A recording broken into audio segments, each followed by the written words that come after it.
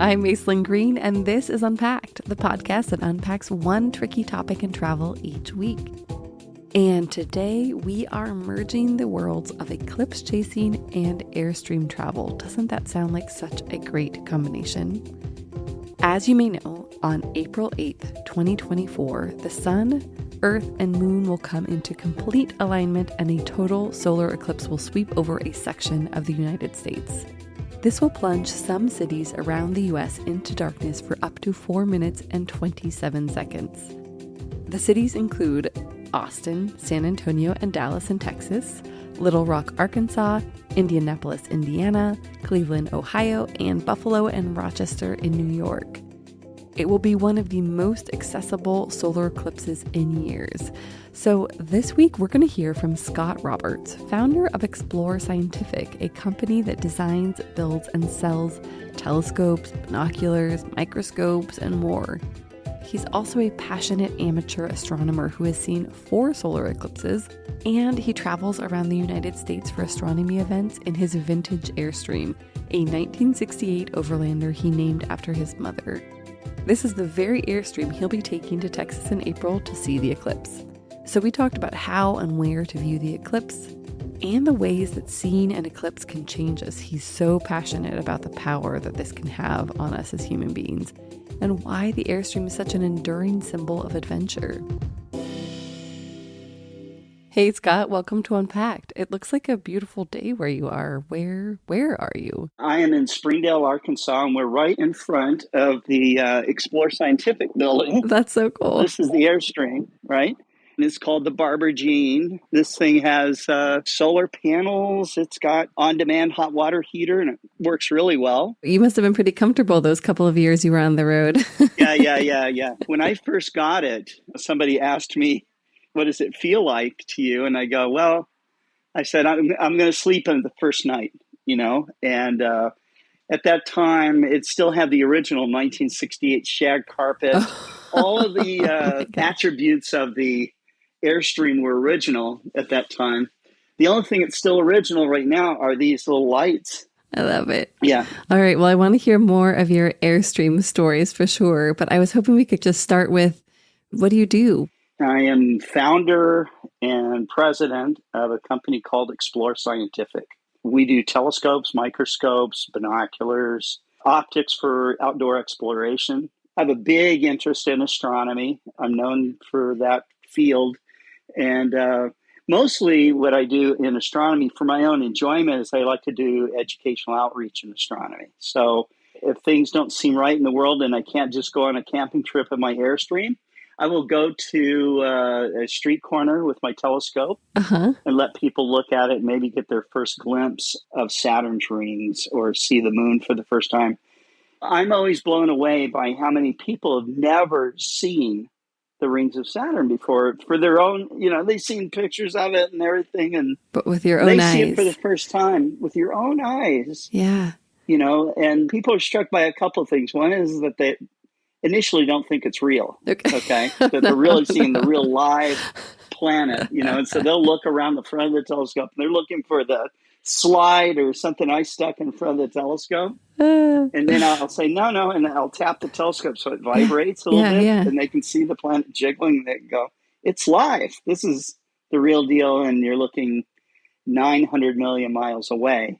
And I don't know why, but that number blows a lot of people away. They think, wow, I'm seeing something 900 million miles away. But, seeing planets, we're looking at stuff literally in our own celestial backyard. Have you always been fascinated by celestial events and bodies and things like that?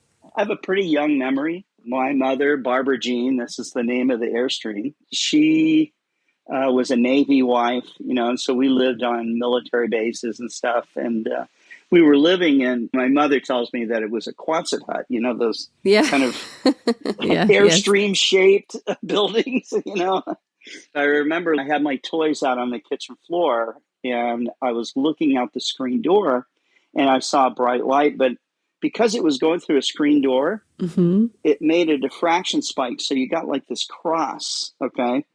And I was fascinated by that, and I asked my mom what that was, and she said, oh, that's a star. I now realize that was probably Venus, Yeah. but To be I that think I bright. was 3 years old at that time. So I had some interest in that, and I was born in 1959, so I am, space race baby, and an Apollo era kid, and all of that. And so always interested in the idea of exploring space. By 10 years old, I want a telescope so bad. I mean, I'm pleading with my Yeah. parents to get me one. And yeah, I got a little tiny telescope for Christmas. I was thrilled over it. And I thought that I wanted to become a photographer. So I built my own darkroom and I started producing images best I could. And then this got me really fascinated with optics and what they can do. So I start working in a camera store and I'm starting to teach photography. This is in California. I'm then reintroduced to astronomy, but now on a higher level, Yeah. So we start selling telescopes for serious amateur astronomers. This is just before Halley's Comet Okay. came around. Yeah.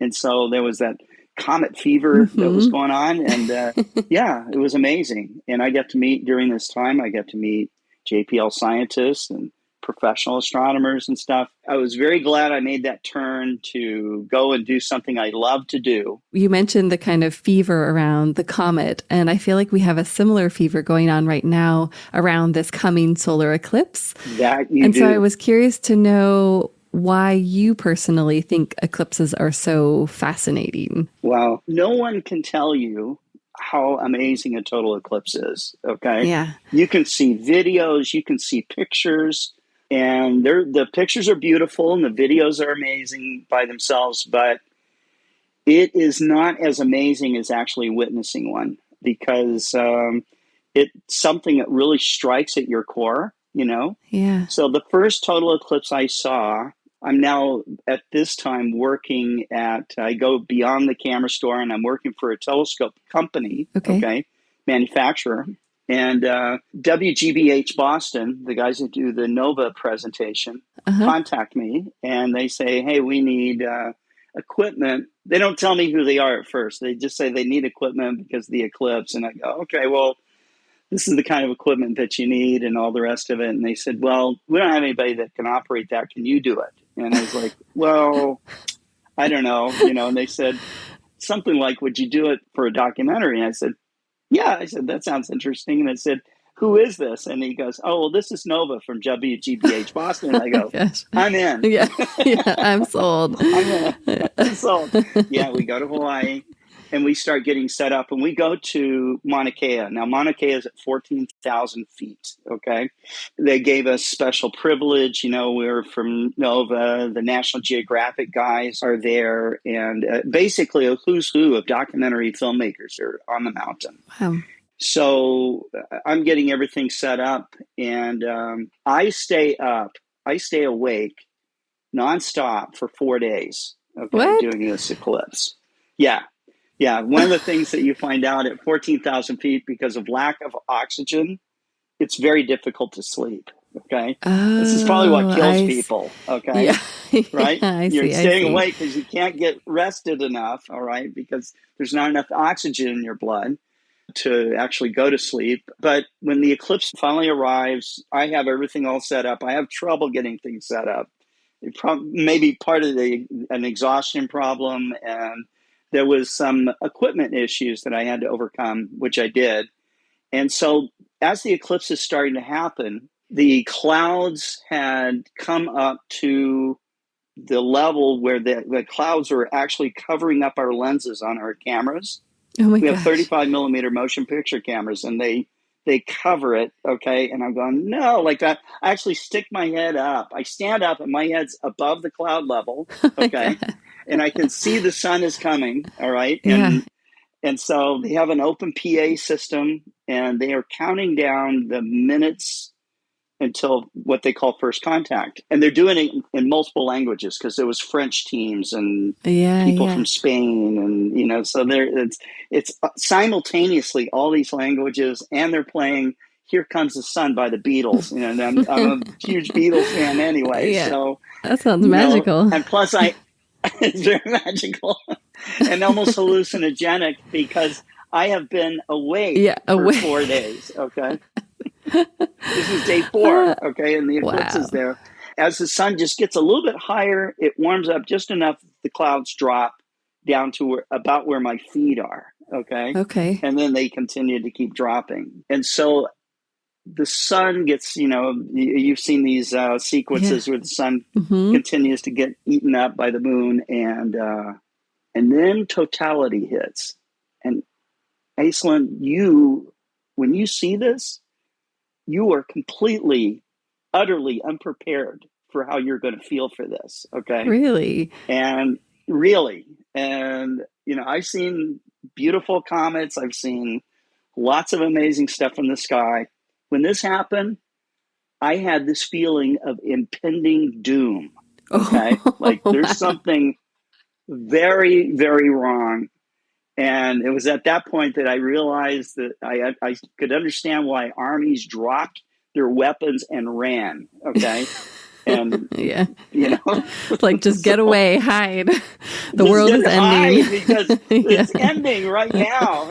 Something very, very wrong. The sun is gone, Yeah. so, right? But as it's happening, and this was a particularly long eclipse, like what we're going to experience in Texas for this one, we got an over 4 minute long duration. Wow. Okay. For that particular eclipse, it was called the Great Eclipse because by the time it got to Mexico, they had a 7 minute long duration. So it was just the geometry of the moon and the sun and the earth and all the rest of that stuff. And you can conceptually understand this geometry and you can learn it in school and maybe you've done the math or whatever. But when you see it, it's like you can't believe it. Okay. You cannot believe it. And it affects people differently. But I've never heard anyone that's actually seen a total eclipse like, yeah, I saw a total eclipse. It was all right. I've never heard that. Are some people like happier and more excited and others are more freaked out? Is that what you see in terms of the variety? When you're with a group, what you hear are squeals of delight. Okay. Yeah. And people going, and gasping, like almost gasping for air. And they're like, if it's the first time, you certainly hear those things, but even the experienced, and there are people that become addicted to eclipses, and this will be my 4th total eclipse that I've gone after. Okay, I was going to ask. As soon as it's over, you want to see another one. I mean, it's just like Wow. you can't get enough. So it sounds like what makes this one coming in April unique is the duration. Is there anything else that makes it special? There's several really special things about this eclipse. One is that it's going over a very populated area with easy road access to get to the center line. Okay. Yeah, okay. It's going over the most populated areas of the United States. Yeah. And therefore, it's going to be the greatest science event in human history. Okay. Wow. There will be millions of people watching this. Okay. So, if you don't go and see this and you live in the USA, shame on you. Yeah. Because Yeah. it's almost like if you've never seen one, then you don't know what you're missing. And when you do see one, you go, wow, everybody should see this because it will change your perspective on life. Wow. Paradigm shift. Paradigm shift. In what way? Like, what do you think that is? Because suddenly it's not conceptualizing anymore. You're realizing that you're on a planet, okay?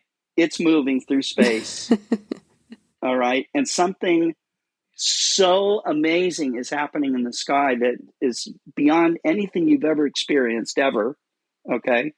There's no light show or concert or, I'm a father. I rank the experiences to watching childbirth. Wow. It is Wow. that level of like, oh my God. Yeah, I guess that awareness, we go about our lives and we're driving and working and eating and we're not really thinking about, unless you're you, perhaps, what is surrounding us, what we're part of. Well, right. And that's it. I'm not very, very special in that regard, but when I wake up in the morning and I see the sun come, I don't think of it as the sun. I see it as a star. Okay. Cool. Yeah. And we're very close to the star. And I see, this star is keeping everything alive here. It's incredibly special. And it's not just, when you say stuff like that, if we were at a bar and I was telling you, the sun's special, Yeah. it's really amazing. I'd be You'd like, going, oh my God, how can I get away from this guy? I'd be like, I'm going to move down to this end of the bar. Just kidding. Exactly. But I love that perspective, because I do not think that way. But now I will. No, you go outside and you think the sun is like a light so you can see stuff, right? Yeah, basically. And now it's dark and okay, it's bedtime or whatever. But, so if I walk outside the Airstream right now, I can feel the warmth of the sun. Mm-hmm.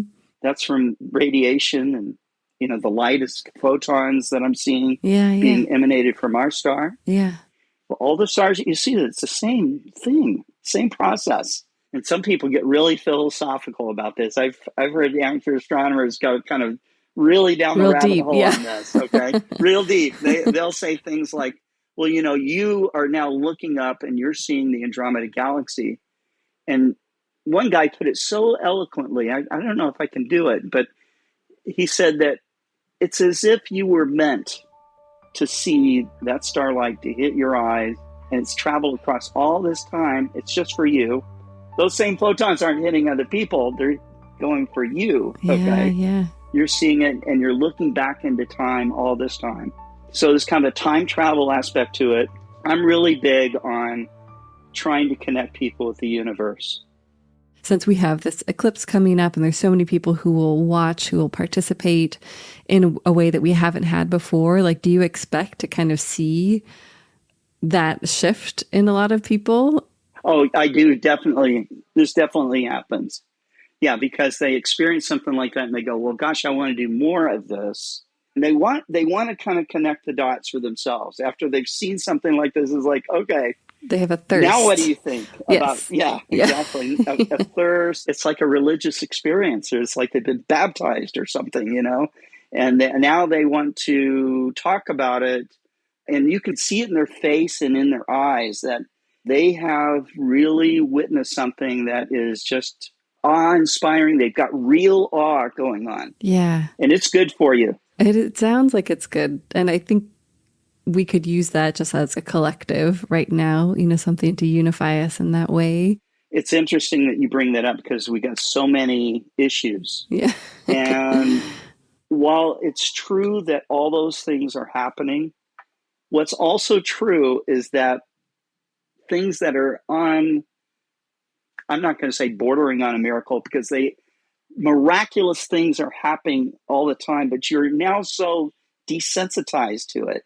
But you can train yourself to appreciate what is happening on a very immediate kind of level. And this is really sad because you are spending more time thinking about how you're different and how things out there are happening to you. And so you feel very disconnected. And I think this is why people live like in almost a perpetual state of suffering. This happened and that person argued with me or whatever, whatever. You should be jumping up and down and going, I am alive. And the sun came up. Breathing the sun came up. Do you realize what that means?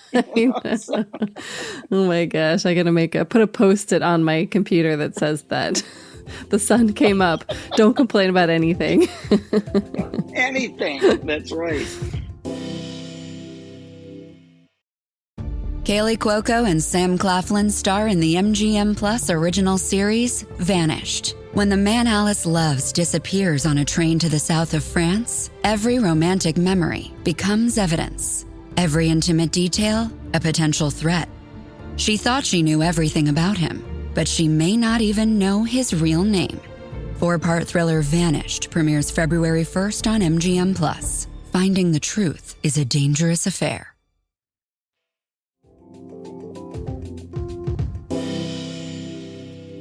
So it's been talked about quite a bit that Texas is the very best place in the United States to see this eclipse. How was that determined? We looked at a website called Eclipsophile, and this is where all the eclipse chasers, they look at the what's called fractional cloud cover data. Eclipsophile has done an amazing job of collecting cloud cover data over the last 20 years. And it turned out that for a 20-year average, that Texas, southern Texas, if you're going to stay in the United States, has the best odds for clear weather. So that's the reason why everybody's going down to Texas, right?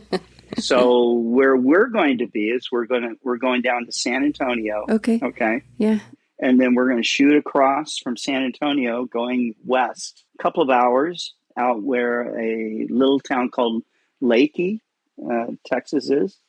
And we're going to be on a private ranch. Wow. So my intention is to bring Barbara Jean, the vintage Airstream, down there. We'll have a Starlink internet connection. Uh-huh. We have a person that does catering. They're coming out from Florida for this with their catering truck. Wow. Because they do star parties. They do astronomy events. What? So you could get a caterer for a star party? Amateur astronomer. Damn. Yes. That's cool. Yeah, I know.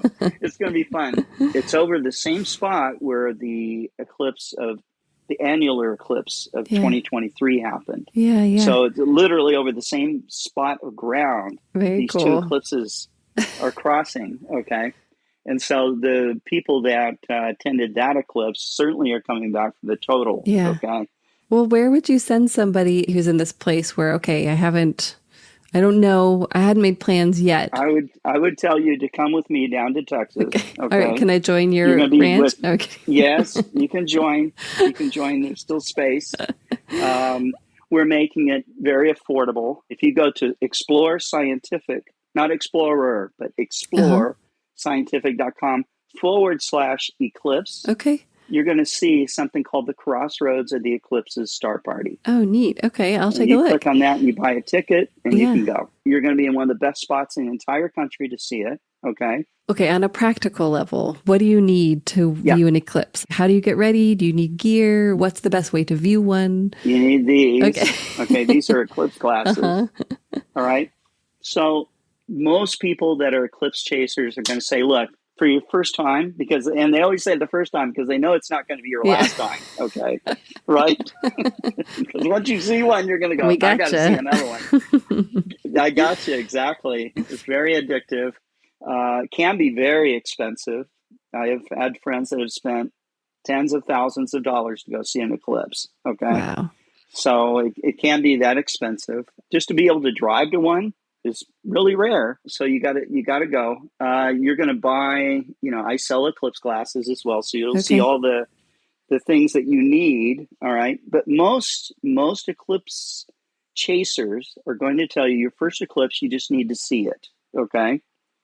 Don't bring a bunch of camera gear. Yeah. Don't over prepare because being that you've never done one and you have not seen it, you're going to be inexperienced and you're going to concentrate too much on your gear trying to get the great photo. Later, I do recommend that you do try to do that, but your first time, you need to go out and have very inexpensive eclipse glasses. You need to make sure that those eclipse glasses have this ISO rating on them. Got it. Okay. And that they're safe for you. Yep. We are shortlisted on the American Astronomical Society's website, and that's the organization that all the professional astronomers belong to. Yeah, got it. Okay. And so we're listed as a recommended place to get your eclipse glasses.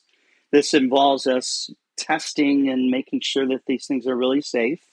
And so the way that you're going to use them, these things just kind of fold up and, you can download free apps for your phone to tell you when the first contact is going to happen and when to put on your eclipse glasses, et cetera. But if you're with a group like us, I'm going to say, okay, everybody put their eclipse glasses on. And you're going to do that by looking down at the ground first. And then you're just going to move your head. You can feel the warmth of the sun on your face. So you can kind of, just by the feeling of that, you're going to see this ball and you're going to go, oh, wow, that's the sun. It's pretty big. I mean, it's not going to fill up your field of view of the glasses, but you're going to say, okay, I see that. It looks as big as the moon does. Yeah. Okay. So right in the sky with the naked eye. And there's a slow march of the sun getting more and more eaten up. First contact, people say first contact. Okay. And, that it's going to happen, but still it's a slow march. And so, you might look up at it for a while and go, okay, it's, about that much of it's eaten up. And, you drink some water or whatever and talk to your friends. And then you check again. Okay, more. Okay, now it's starting to get close to where you got the last remaining parts. At this point, everybody's like entranced. They're watching this and they see it and they go, wow, okay, there's like now a thin line. And you start to see like little tiny dots around the edge of the moon. And those are called Bailey's beads. Oh. It's the sunlight going between the mountains on the moon. It's really fascinating. It's beautiful to watch. And they do like a little twinkling dance. Okay. Cool. And then all of a sudden, everything kind of goes dark because you're wearing eclipse glasses. Mm-hmm. And a lot of people forget to take them off. Oh, no. Because they think they got to keep them on the whole darn time, right? No, this time you pull them off. Okay. And you just look at it. Okay. Wow. And now you're going to see this beautiful display of the corona, which is invisible to you all the time, but it is out there all the time too. You might see prominences that look like giant flames leaping off the sun. Okay. Wow. But like frozen, like in slow motion, these arcs. And it doesn't get black now. It's like a really dark blue color in the sky. But you probably can pick out if there's some planets nearby. Okay. And there will be Jupiter nearby. You'll probably see it with the naked eye. And there's also going to be a comet next to Jupiter during this same time. But the comet will appear much fainter than the glow of the sun. So you probably won't see it naked eye. Okay. But it will be miraculous, and you will feel the temperature drop. Oh, okay? Yeah. And we're going to be in Texas, so there's a lot of birds and natural wildlife around us. These animals will feel like it's time to go to bed or to wake up if they're nocturnal. And they do so in a very short amount of time, in seconds, really. So you just get this silence that comes. Yeah. Yes. Or you hear things that you would only hear at night, okay? And so that is an effect. And there's something called shadow bands, which also occur. And this is the interference of the sunlight interacting with our atmosphere and stuff. It's beautiful to watch. Yeah. And you're going to have 4 minutes of it, 4 minutes and 20 seconds or so from our Texas location. The further north you get, the shorter this gets. But still, you're going to have some minutes, okay, to watch it no matter where you are in the United States, if you got clear skies. And then usually right after the eclipse, and sometimes at the beginning of an eclipse, you see something called the diamond ring effect. And it's the last bright shaft of sunlight that's coming off the edge of the moon, and it's just beautiful. Okay, and that's usually like the amazing finish of an eclipse, and you just go, wow, what was that? And now it's starting to get so bright that you got to put your glasses on. Okay. You got to put them back on, and then you'll watch the final phases of it. But you will hear people squealing, you will see people crying. Wow. Yeah, it's that big of a deal. So I'm excited to see it again, obviously, and really want you to see it, because this is something you're going to remember for the rest of your life. Amazing. Well, and you mentioned that you'll have Barbara Jean down there, your Airstream, and I just wanted to ask you a couple more questions going back to what you started with about your Airstream travels. Were eclipses the reason that you decided to kind of buy this Airstream, hit the road? What was the inspiration for that? No, I'm a telescope maker, and designer. And so I go to a number of astronomy events. Got it. And I wanted to simplify my life. Okay. So there was that desire, I'd hit a point in my life where I just go, well, I don't really want all the stuff I've got. And so I had a house full of stuff and shrunk everything down to where I could live in an Airstream. Amazing. And that was a lot of fun. It was really a feeling of freedom, Yeah. you know, to be able to unload like that. And then to be able to travel and basically have your home with you all the time. And then how long did it take you to kind of outfit it? Because it sounds like you basically redid everything. That did take a couple of years. Yeah. Did you do it as you were on the road, or was that like kind of over time? No. Okay. No, I did pay for a guy to do it. It was my design, Yeah, you know, nice. And it ended up, I hired a guy through the guy who did the major work on the Airstream. We hired a guy that did installs for luxury jets. Okay. So if you see, this is like aluminum wrapped around there. It's very and stuff, clean. And it's curved. Every Airstream is unique, you know, and they all have their curves and stuff like that. And so he built all these things, really custom cabinetry. I knew I wanted an expanded bathroom. I wanted ample counter space where I could lay out my computers and stuff like that. Yeah. This Airstream is daytime right now, but if it was night, I would show you that the lighting in here can go from white light to red light. Oh, nice. And astronomers need red light to protect their night vision. So I have a microwave drawer. So it's kind of, everything's out of the way and stuff, and it slides out. And, you know, I can heat up coffee or hot chocolate or whatever. And all the cabinets and everything have locks like you would see on a boat. Nice. So I had friends that did boats for a long time, and you know, and the Airstream, just as it's going down the road, I can't remember what they said. It's like a level 5 earthquake the entire time as it's going down the road. So things break, and you got to be able to fix them and stuff. So, and I've had to fix things on this Airstream too, but for the most part, it's been a very rugged, reliable. This is a 50-year-old Airstream. Okay. Wow. Yeah. Yeah. And it's really good enough for another 50 years. Why were you drawn toward an Airstream, and why do you think people love them so much? I always admired the Airstream. My mother, Barbara Jean, was kind of a gypsy. You know, she moved all the time.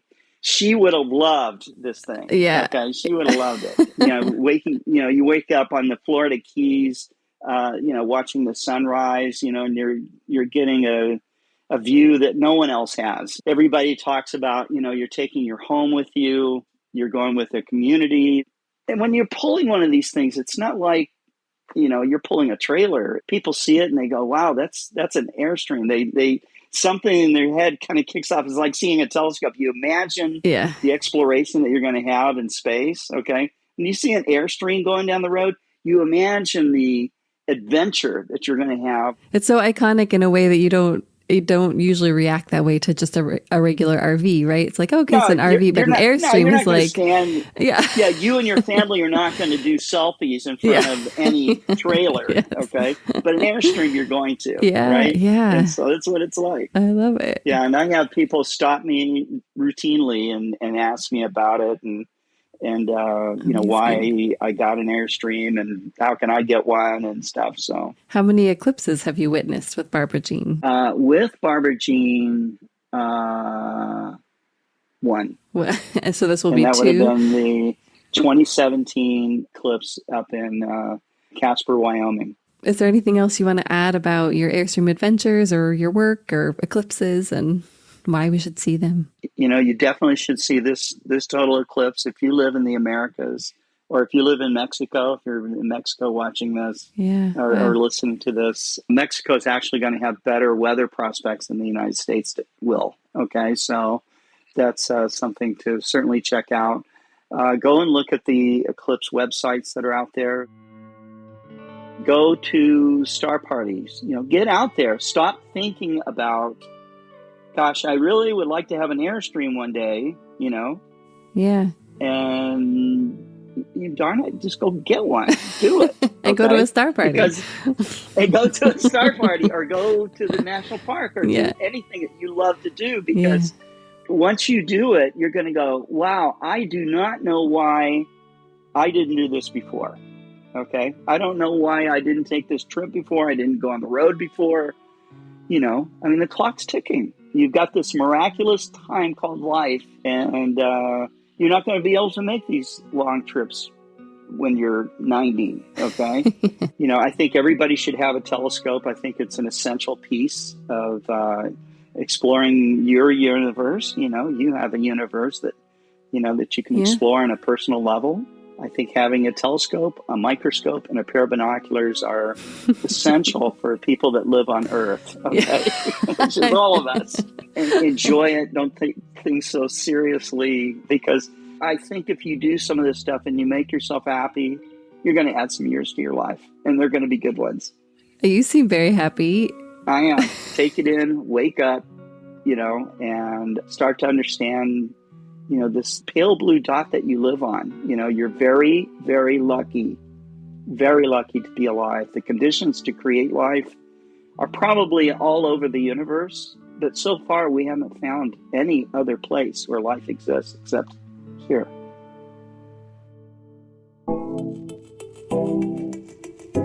Thank you, Scott. In case you are as persuaded as I am that we need to see the solar eclipse, we'll link to the trip he's organizing on his Explore Scientific website in the show notes. And if you've already planned a trip, let us know which part of North America you'll be in at unpackedafar.com. Plus, you can see a photo of his Airstream on Afar's social media accounts or by subscribing to our Behind the Mic newsletter. The link is in the show notes. Ready for more unpacking? Visit afar.com and be sure to follow us on Instagram and X. We are at Afar Media. If you enjoyed today's exploration, I hope you'll come back for more great stories. Subscribing always makes that easy. And be sure to rate and review the show on your favorite podcast platforms. It helps other travelers find it. And if you ever want to ask a question or suggest a topic for coverage, you can reach out to us at afar.com/feedback or email us at unpacked@afar.com. This has been Unpacked, a production of Afar Media. The podcast is produced by Aislinn Green and Nikki Galteland. Music composition by Chris Collin. And remember, the world is complicated. We're here to help you unpack it.